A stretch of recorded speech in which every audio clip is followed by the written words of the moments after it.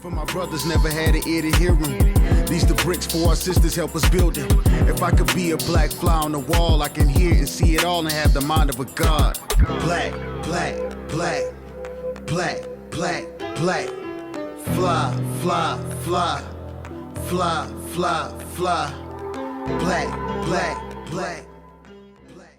Welcome to another episode of Black Fly on the Wall. It's your boy Lada. I'm your host. We're here to discuss what I wish I would have known before marriage, right? So key principles and points and takeaways of what we wish we would have known before marriage, as either all of us have been married now, or transition in and out. We're going to learn today. But it's your boy Lada. I'm your host. Make sure you like, share, and subscribe. Hit the subscribe button right below. Let my lovely guests introduce themselves. Sean, introduce yourself. Sean Drone from Tarboro, North Carolina, went to UNC, played football, 7-year NFL vet, now a builder, investor. Nice. And your lovely wife. And my lovely wife. Introduce yourself, Ms. Shonda. I'm Shonda Drone.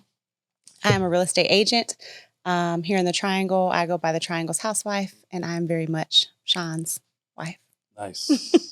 Ms. Jessica, introduce yourself. Hey, I'm Jessica. I'm a lifestyle influencer and also a licensed mental health therapist. I'm originally from Cleveland, Ohio, but I kind of live in the area. I've been divorced and I have a 6-year-old daughter. Nice. Julian, introduce yourself. Julian Gamble, born in Raleigh, from Raleigh, Durham, wherever you want to call it. Went to University of Miami, 10-year overseas vet. Nice. What I wish I would have known before marriage. So this is a good conversation because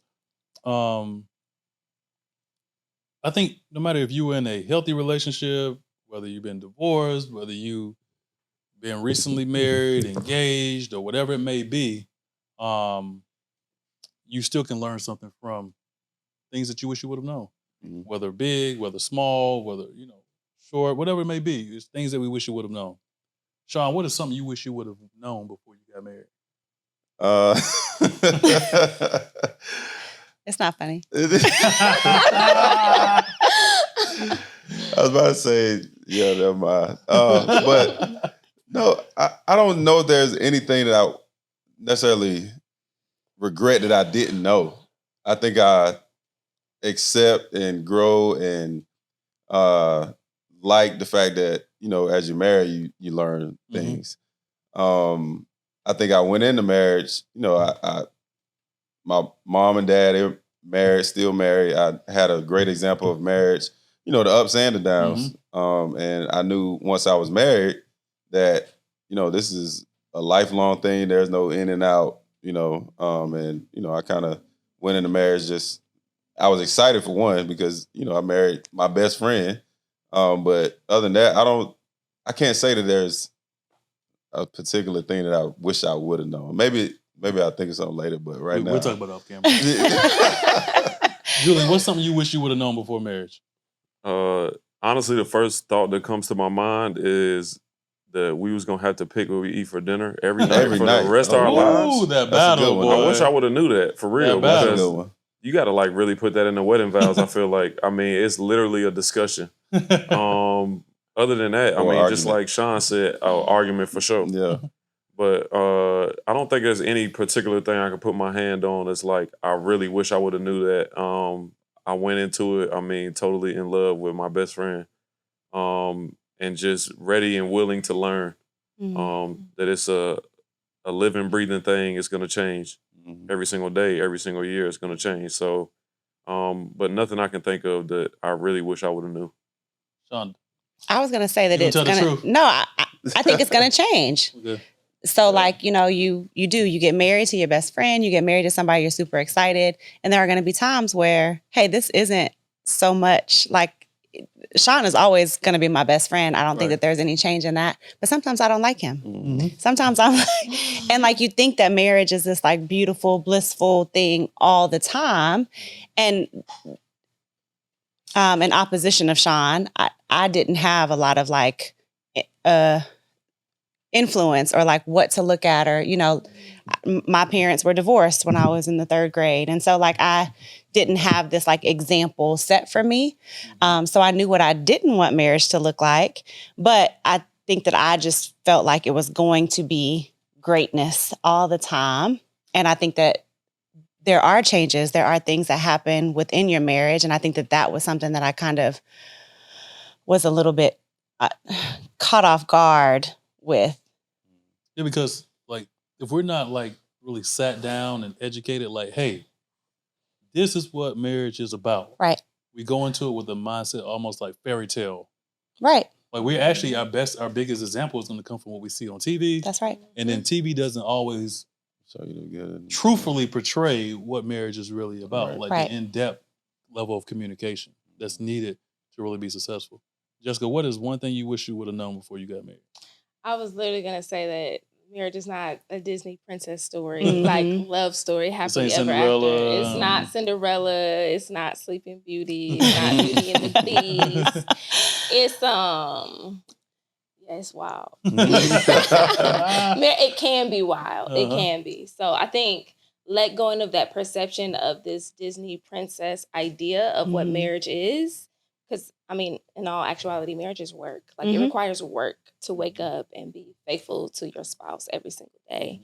And I didn't learn that until I was in the midst of it. Now, going through marriage, and I think even myself being a newlywed, is like, do we always do the rightful due diligence in the courting and dating stages to go through what we would consider our list?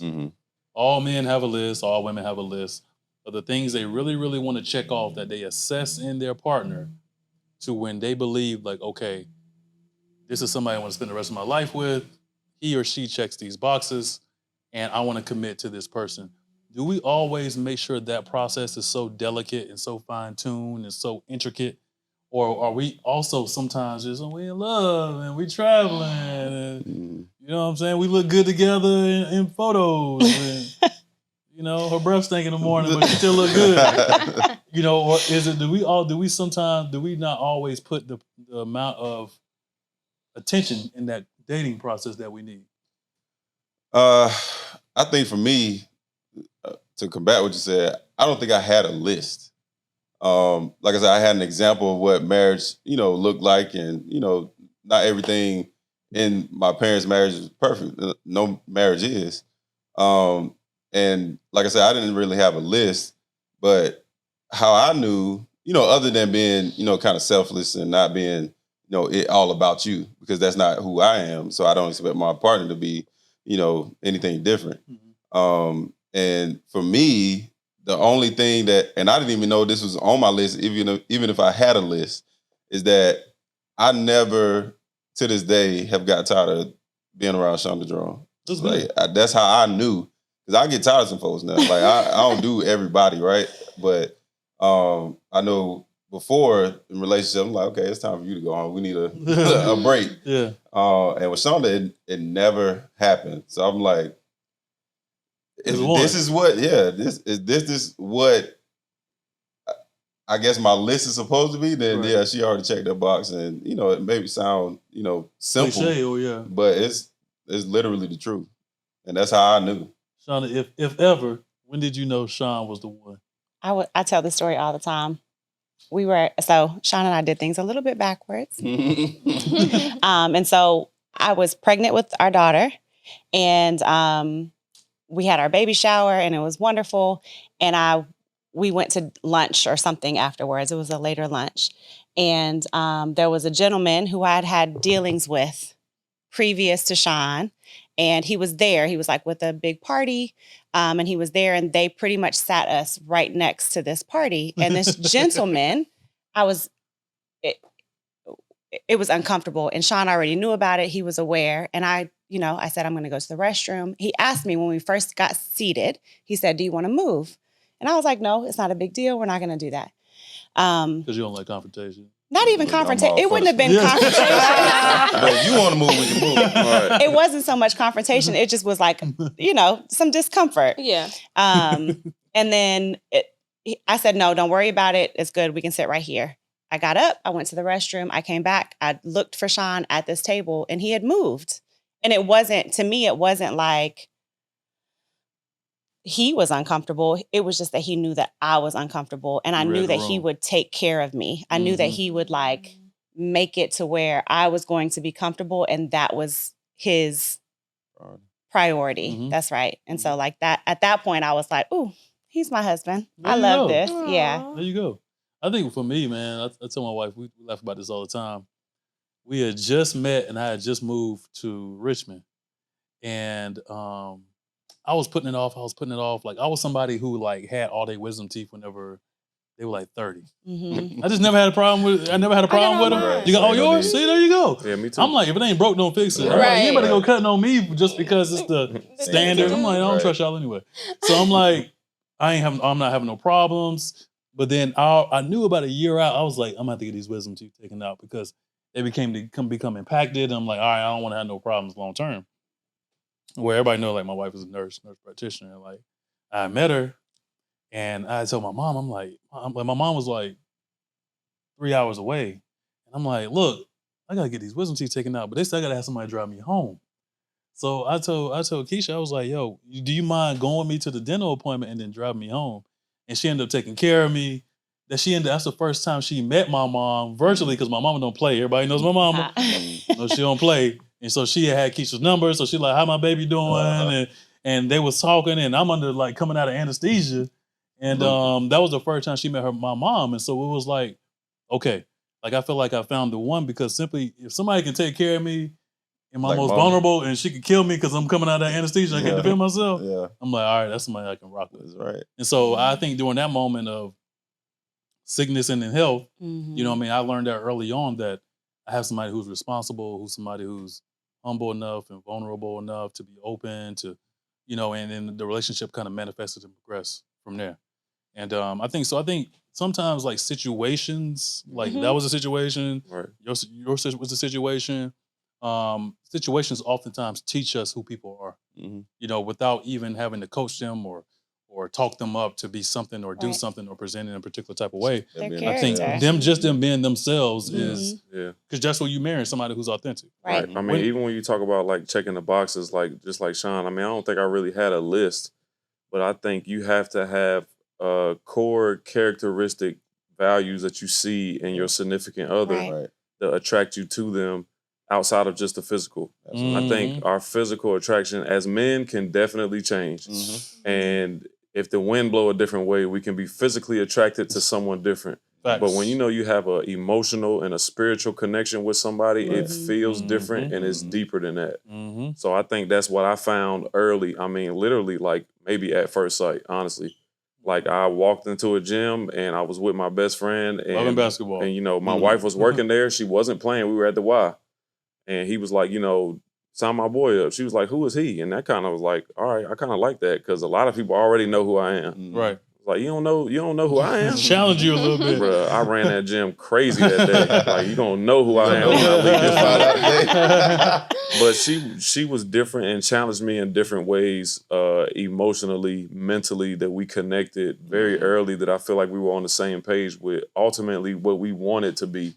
We were at a stage in our life where we were really trying to find a person that we could potentially spend the rest of our lives with.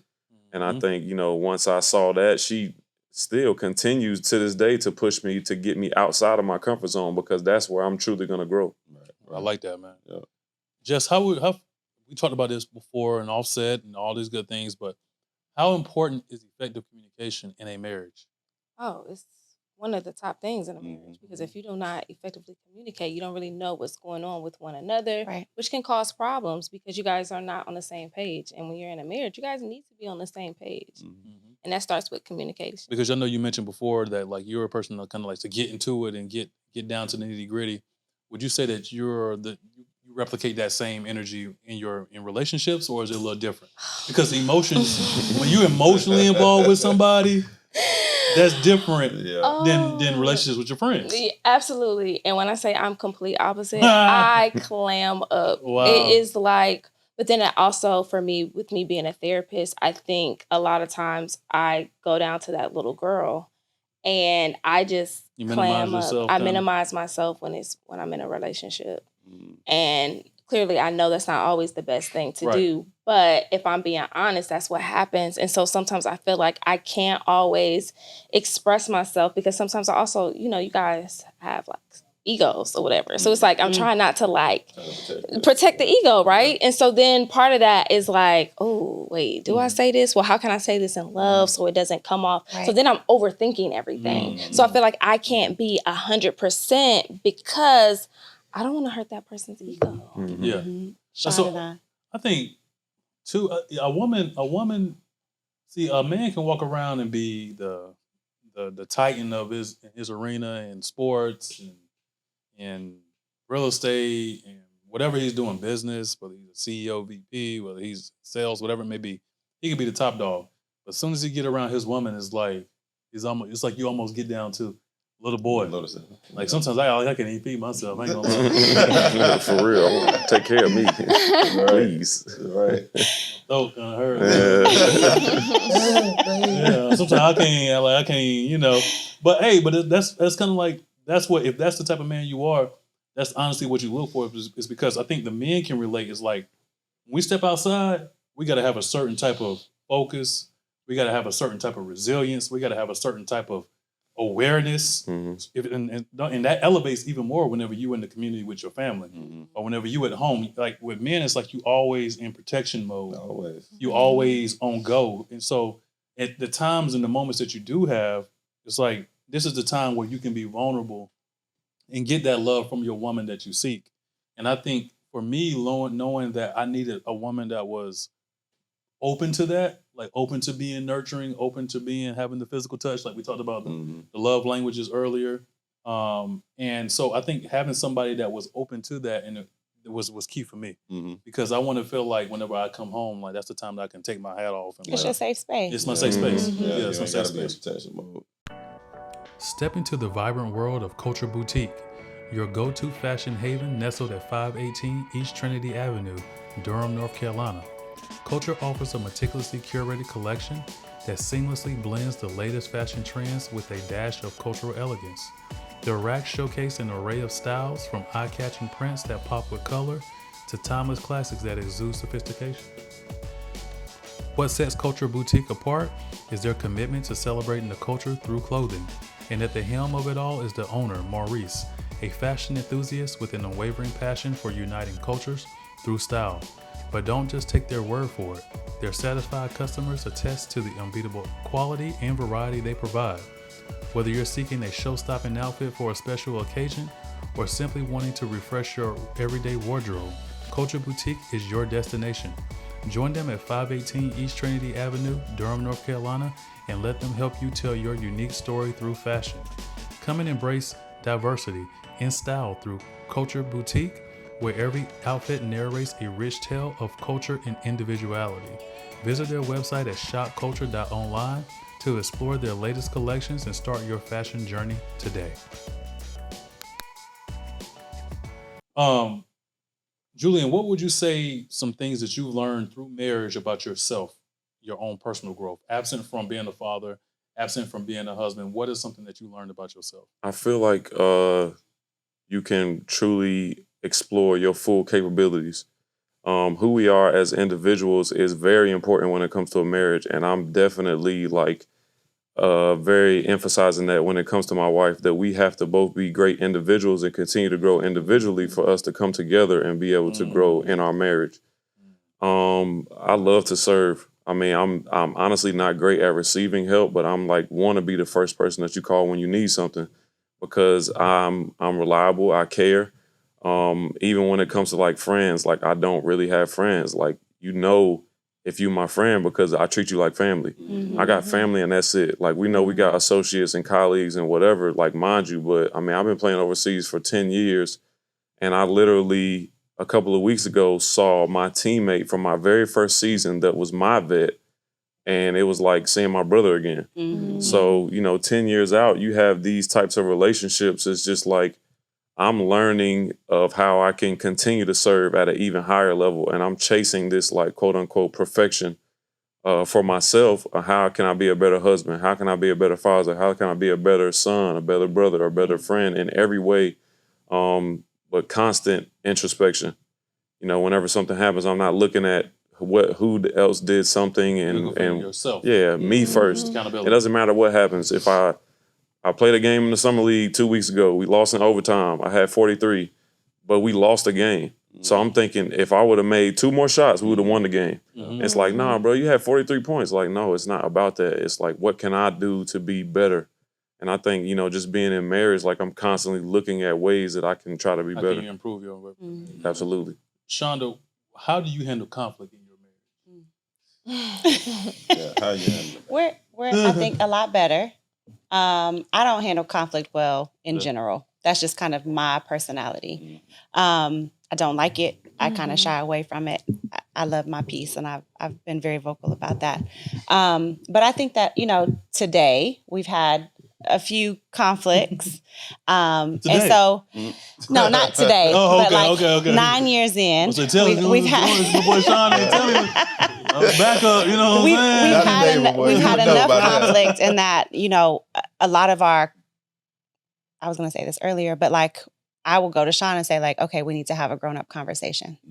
Hey, I need you to listen to me. And we have like ground rules for this. If you need a second, if what I say to you angers you, you're upset, you're mad, you can't receive it right now, take a second. Tell me you need a second and you walk off. Like go away and think about what it is and then come back and let's have a conversation where it's not going to be an argument, where we're not going to be going, like, listen to me. And I have to do the same thing, right? Sean can say the same thing, like, hey, babe, we need to talk about something. We need to have a grown-up conversation. And I need you to know that, like, I'm not coming at you with, like, this isn't supposed to be an argument. It's a conversation that we need to have. And so I think we've done a lot better at that. And that was probably, I don't know, 5 or 6 years into our marriage where we didn't really do a lot of arguing. We had a lot of silent treatment. We had a lot of like, we're just not going to talk about it. We're not going to address it. And now it's kind of like, hey, this is bothering me and I want to talk to you about it. And if I say something and you are going to combat it, or it's going to be like okay. Like you say, if the person is not in that place to receive it. Right. You want like, effective communication is all about getting your point heard and a planning process to stop the behavior. Correct. And the best way to do that is for that person to receive what you're saying and process it. And essentially your goal is for them to agree with you in some way and somehow. Right. And or at least understand. The best way for them to do that is for them to get into that place where they can receive it and for you to be heard. Right. And the other thing is like, if I come to you with an issue, don't come back to me with all of the issues that you have up until now. I remember whenever you talking to me about this, but I remember whenever you did this. Hey, that's not what we're talking about right now. You got one, I got 5. All of this time. If this was an issue, you should have told me this yesterday. Today, this is the issue, and this is what we need. No, today, this is the issue, and this is what we need to talk about. Since we're talking about it now. But that's right. It's interesting that you brought that up, because I think that when it comes to these grown-up conversations that we do need to have, and sometimes I feel like we need to sit down and ask each other, what can I do better? Right. And not take it in a personal way. But every concern that we may have, whether it's in marriage, friendship, relationship, whatever, but especially in marriage, if I say something to you and it's something that I feel that I know that is maybe something that you haven't been doing, you are going to have a feeling and a reaction that you also have to have a space to be able to express back to me. For sure. If I shut it down, you're not going to be transparent with me, and you're not going to be honest with your feelings. That's right. But I also have to take accountability for my words and what I say, because in a marriage, you have to know that I would never intentionally hurt you as my wife. That's it. But it's going to happen. And when it does, we need to have a conversation about that so that we can really have that back and forth. And I think that that's where it's like, well, 2 weeks ago this happened. I didn't mention it because I know you didn't do it on purpose. But now that we're having this conversation, like, let's just be open and honest about it so we can get it on the table. And when it's done, it's done. And I think that that's a thing that I learned, is not only hearing what my wife is saying, but also taking accountability for the things that I say to her, even if it does hurt her feelings and I'm not trying to do that, I'm still going to take accountability for it. I think I had to figure that out, kind of as well, because Shonda, she has like you said, she don't like confrontation, and you feel like you kind of attacking her character, she's offended or she's shut down. But like Julian just said, and that's what kind of, I guess, gets me in that space too, is like, I'm not intentionally trying to hurt you with anything I say, period. And, by this time, you should know that. So we had to, work through that. So, for sure. That's the thing. I think that also is aligned with like faith and trust in your partner. Yeah. So I think as men, it's like we lay these ground rules, like, I would never intentionally hurt you. That's established. I don't have a track record of that. I haven't done it. That's what I was about to say. If I don't have a track record of it, right, you should know. You should know. Yeah. I don't have a track record of that. But Jessica, I was going to ask you, because I know you referenced this earlier. Do you feel like in your past relationships, can the man earn or re-earn your faith and trust if it's ever lost in the process of being in a marriage? Oh yeah, absolutely. I think everyone deserves more than one chance, right? Because we're not perfect. Like, nobody's perfect, especially in a marriage, because in a marriage you have vows, right? And we vow to be with each other through sickness and health, through, good times and bad times. So there may be times that you guys are having a bad time and trust is lost in that bad time. And then during that process, you have to see that both parties are working together to get that trust back. Right. But if only one person is working towards it, then it's not going to work. Right. And it's like both people have to be invested in the relationship to make it work. And supportive. Yeah. And supportive of that. I think it's a vulnerable moment a lot of times for men to admit their wrongdoings and to be able to say, you know what, I could have been better. I should have been better. I'm going to be better. And more so lead with action versus just words and talk. That's hard for women too. Yeah, absolutely. It's hard for women too. Yes. Like you just kind of said, it's hard for men to kind of say, but it's hard for us too. That's a people thing. I mean, everybody not so quick just to say sorry. Right. Pride. I mean, I feel like, it's pride. I mean, and I say it all the time, I left my pride at the altar. Like, I'm fine with apologizing. If that's what we need to do for this moment, like, I'll apologize, take my accountability for whatever actions were done so that we can move on. And I feel like that just in the marriage. That's a genuine process. Yeah, absolutely. I mean, I had to learn it, though, because sometimes even when you're not, quote unquote, wrong, in this situation, you might not be right. Right. Yeah. And it's not a black and white thing. There's a lot of gray area when it comes to that. And, we have to respect each other's opinions and feelings when it comes to all of that stuff. Right. So just taking accountability and being able, as an adult, to apologize. Right. Yes. I'll do it to my friends. I'll do it to my wife, to anybody that I really care about and I say that I love. You have to be able to do that. Yes. Right. And it's not always, like, even if you wouldn't have taken offense to something or you wouldn't have been offended, that doesn't mean it doesn't offend me. Everybody's different. Yeah. That was another thing too. Like, I would say something and she was like, well, that hurt my feelings, or, I'm like, ain't no way that hurts your feelings like that. Right. It's not even possible. Like, that don't even make sense to me. Right. But to her, that's a real thing. And or whenever, as a man, as a husband, like, you all day long, you plan it out in your head, like, I'm going to take this approach. Just a soft approach. I know this going to work. Yeah. And then it backfire. You like, But for me, though, all day, taking all these notes and planning this out. But I'm the opposite. I told Shonda this, like, the passive aggressive.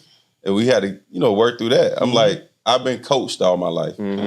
Tell me what you want from me so I can do it. Yeah. I don't need the... Yeah, that's how you'll learn. Yeah, that's... Hey, look, I'm a straight shooter. What was you about to go ahead and do it. You about to... Nah, it was mimicking me. On the stove. So I would cook. And you know how you season stuff up. It ain't really looking at the bottom of the grates, you know what I mean? And she'd be like, babe, you gonna clean the stove off? Or something like that, something to that effect.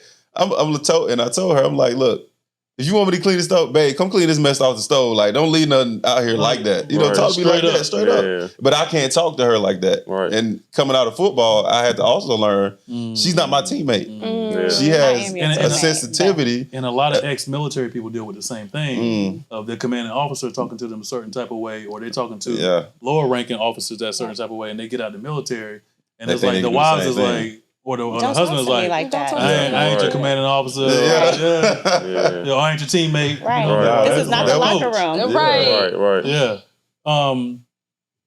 What is, I throw this up to you and then we'll go around. What is one area as a wife? Because like even before I got married, like I was always operating in that space. like in my mind. Like it's just like you want to make a certain type of money. You want to be operating on that level of thinking like you have that money already. Mm-hmm. You want to be married. You operate in that mindset like my goal is to be married. I will be married. So I'm going to start acting like a husband or I'm going to start acting as a wife. Mm. And then as you act, it manifests into your reality. What is one characteristic you feel like you have that makes you a good wife? I'm very nurturing. So when it comes to like getting the house in order, making sure food and stuff is cooked, like doing all that stuff, like I love cooking. It's therapeutic for me.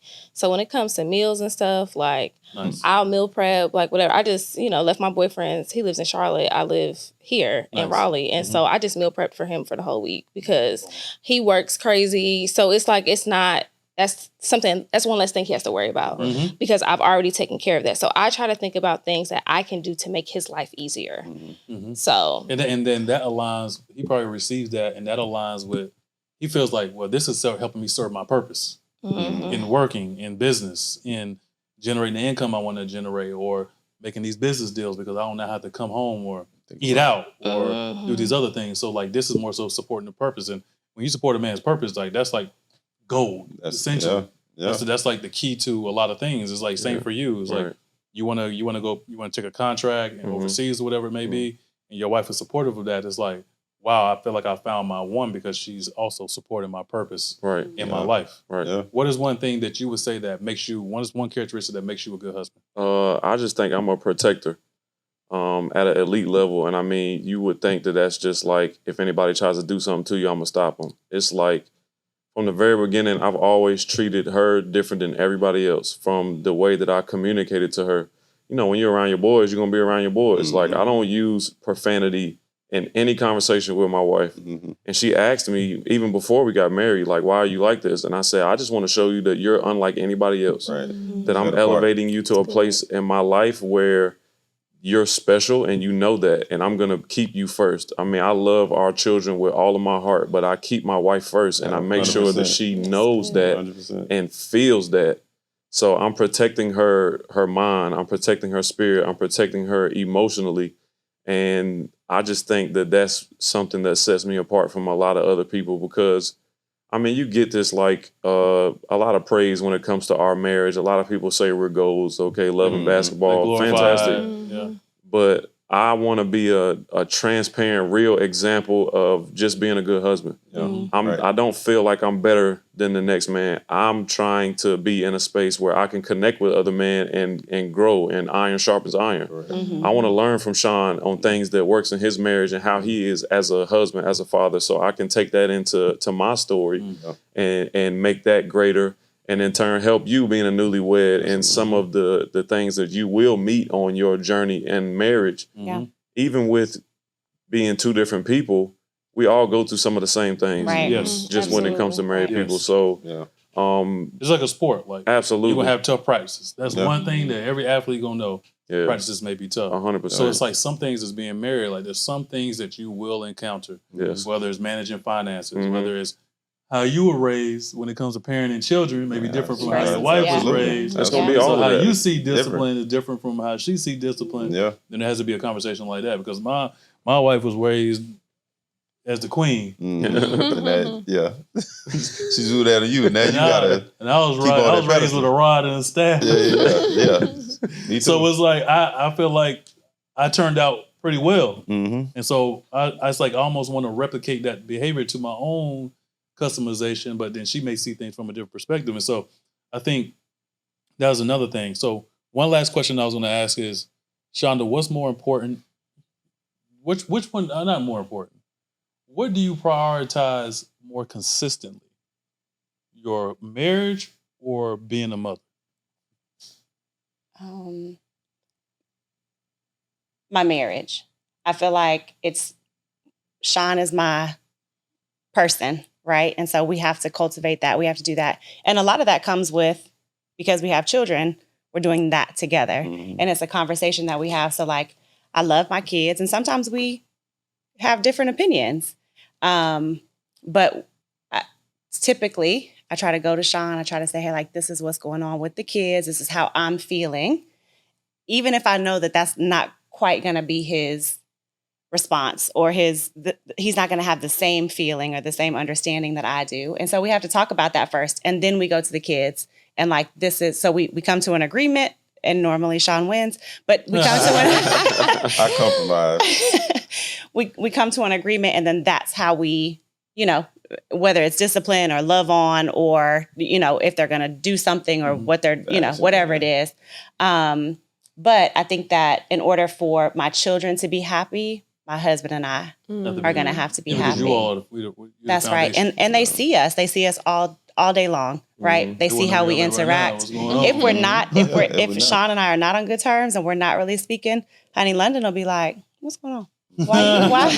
That's funny. Our oldest, she recognizes it, because we really do try to, like, hey, we're on the same team. Mm-hmm. We're good, whatever. And it's also good for children to see that conflict versus putting their parents on a pedestal to almost to where my parents don't have no flaws. Their marriage is perfect. Yeah. And then whenever they get into their own marriage, they're like, hold on, somebody been lying to me. Right. Because that's not real. Like, something ain't right about this. Mm-hmm. But no, I think all in all, man, is marriage is a very interesting, out of all relationships, I would say it's the most interesting relationship. When you're thinking about relationships with your parent, with your mom, with your father, like even the mother, even also an interesting relationship is like daughter-father relationships or father-son relationships. Like, we can have separate conversations just about those relationships and the lack thereof. But when you talk about the relationship between husband and wife among spouses, it's a very intricate relationship because it has so many layers to peel back. It's like an onion. And it's all about really the effective communication, equity, being humble, the lack of ego, suppressing your pride, sometimes just doing what got to be done for that particular moment. Right. You know what I mean? Sometimes, like, especially for me, it's like suppressing the attitude, suppressing the ego, and saying, you know what, I'm not initiating an argument right now. I'm just going to let it be. And a lot of times, that's sometimes the best thing that you can do in that moment. Yeah. And it's not saying that you are somebody that's going to be passive. It's just saying for that particular setting, for that particular moment, you're not engaging in that. And that just that particular action amongst men and women can a lot of times add so much value to the relationship because you're choosing your battles. Everything's not. Yeah. Everything's not debate worthy. Right. She's like that. Everything's not debate worthy. Everything is not argument worthy. Everything is not. You got it. Sometimes it's like and we have to be fine with that. So I appreciate that, man. We talked about personal growth. We talked about nurturing. We talked about our relationships, realistic expectations. We talked about effective communication. We talked about what we wish we would have done, or things that how we saw marriage before we got married. And I think all in all, it's a conversation that can deserve a part 2, 3, 4, 5, 6, because marriage has it's a lot to talk about. It's so complex. Like, we could have a conversation on finances within marriage, all within itself. Because as a community, as we gain financial literacy, it's like we always look at ways that we can get better financially, and that's easy to do individually. But when you bring two people together to manage things, that's a whole different idea, a whole different type sets of goals. I want to buy this. I want to invest in this. I want to put more towards this. I want to scale back on this. And I think it's all about, at the end of the day, coming to a deal, man. Right. Bartering the deal. Like, hey, if we're going to do this, we got to do this. Right. And compromise. So much love and appreciation. Amazing conversation with amazing people. Julian, Jessica, Shonda, and Sean. Y'all playing that, bro? Amazing conversation, man. Y'all clap it up. Thank you. Thank you. For my brothers never had an ear to hear them. These the bricks for our sisters help us build it. If I could be a black fly on the wall, I can hear and see it all and have the mind of a god. Black, black, black, black, black, black. Fly, fly, fly, fly, fly, fly. Black, black, black.